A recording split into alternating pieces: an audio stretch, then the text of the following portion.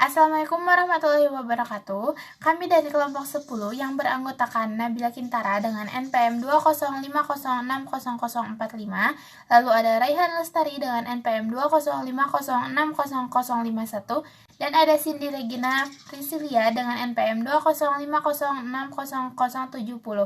Di sini kita akan membahas pemilihan materi pelajaran dan media pembelajaran. Materi pembelajaran merupakan unsur belajar yang penting untuk mendapat perhatian oleh guru.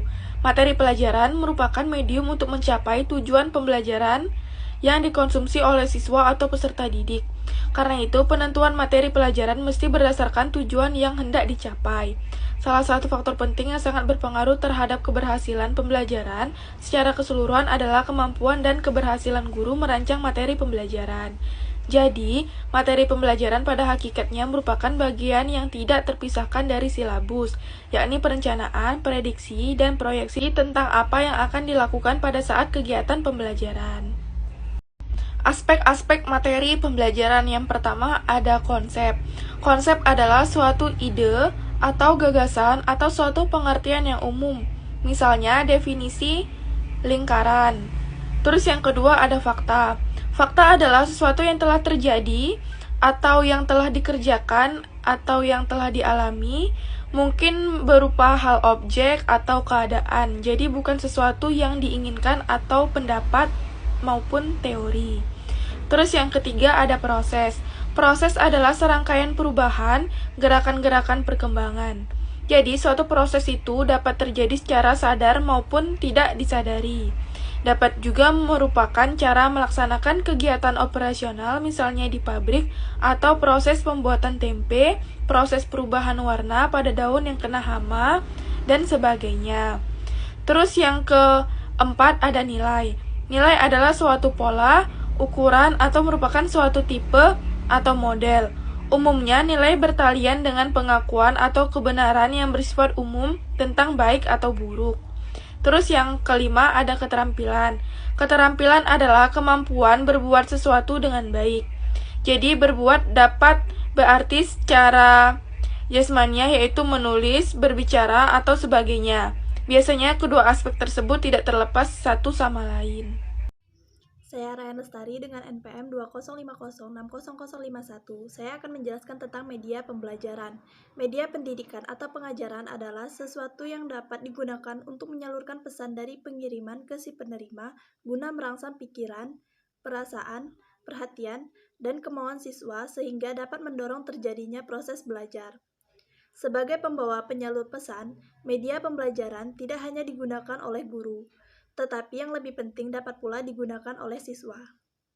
Pendekatan pada proses pembelajaran. Pendekatan proses pemilihan media pembelajaran menurut Anderson tahun 1976 mengemukakan adanya dua pendekatan model dalam proses pemilihan media pembelajaran, yaitu model pemilihan tertutup dan model pemilihan terbuka.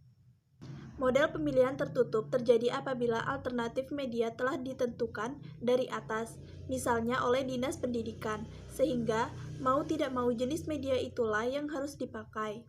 Misalnya, telah ditetapkan bahwa media yang digunakan adalah media audio, maka yang harus kita lakukan adalah memilih topik-topik apa saja yang tepat untuk disajikan melalui media audio.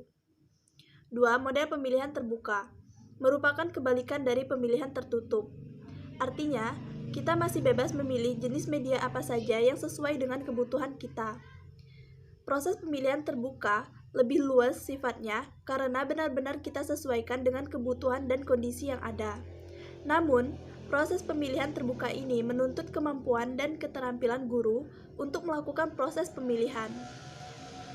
Seorang guru kadang bisa melakukan pemilihan media dengan mengkombinasikan antara pemilihan terbuka dengan pemilihan tertutup. Di sini saya akan menjelaskan tentang dasar pertimbangan pemilihan media pembelajaran. Pembelajarannya efektif memerlukan perencanaan yang baik.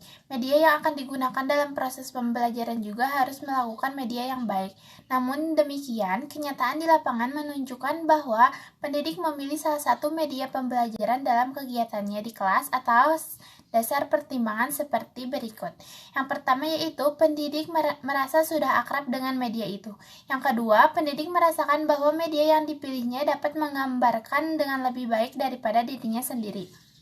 Yang ketiga yaitu media yang dipilihnya dapat menarik minat dan perhatian peserta didik serta menuntutnya pada perjanjian yang lebih terstruktur dan terorganisir. Yang keempat, yang terakhir yaitu ingin memberi gambaran atau penjelasan yang lebih konkret. Jadi dengan dasar pertimbangan inilah yang diharapkan oleh pendidik agar dapat memenuhi kebutuhannya dalam mengajar. Beberapa faktor perlu dipertimbangkan, misalnya tujuan instruksional yang ingin dicapai, karakteristik peserta didik atau sasaran, jenis rangsangan belajar yang diinginkan seperti audio, visual, gerak, dan seterusnya. Lalu ada keadaan lingkungan, kondisi setempat, dan luasnya jangkauan yang ingin dilayani. Baik, mungkin dicukupkan sekian untuk pembahasan tentang pemilihan materi pelajaran dan media pembelajaran oleh kelompok 10. Bila ada yang ingin ditanyakan, silakan bertanya di forum diskusi atau secara langsung via Zoom.